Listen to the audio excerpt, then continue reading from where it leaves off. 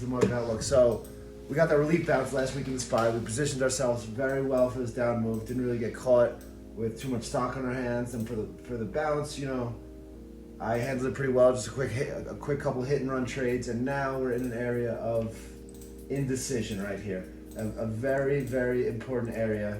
Big inflection point. So the SPY bounces 430 area. We bounce up to this 445. And now, the big question is, does previous support become new resistance on the way down?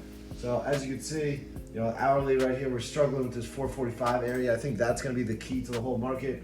I think we break that area strong. We get a little momentum rally to the upside, trap some shorts, or I think we can break down from this area, and that's kind of what I'm concerned about.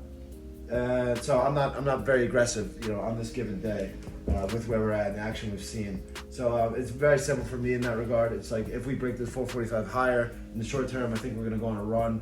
Maybe that back to all-time highs before we feel weakness again. And if we break this area down, I think it could be another move to test that 430 area. So next few days should be very telling. What do you got for me over there, Bennett? I mean, very similar. The one thing is we saw this kind of in July 20th, that last little pull, and we saw that little doji at lows that formed that new pivot low, and we again rallied to new highs. And we're kind of seeing a little similar versus, again, like I mentioned, that 428 area. If that can hold and that's the new low for the time being, then we're in this this range of 428 to 454. And then just going over a couple of quick sectors, we saw energy, which has been the biggest laggard among all the major sectors for the last 18 months, finally started to break out of this little base up through 70, which is good if you own any energy names.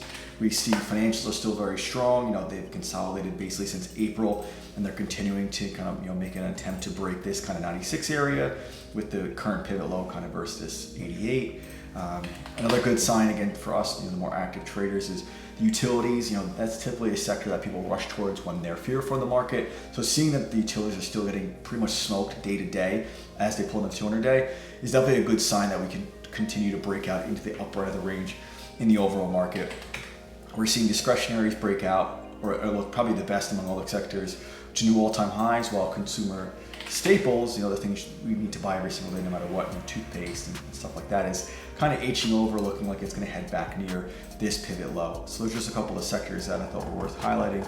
And if you like shit, we can hop into some top ideas. Last thing I want to mention though is the IWM small caps.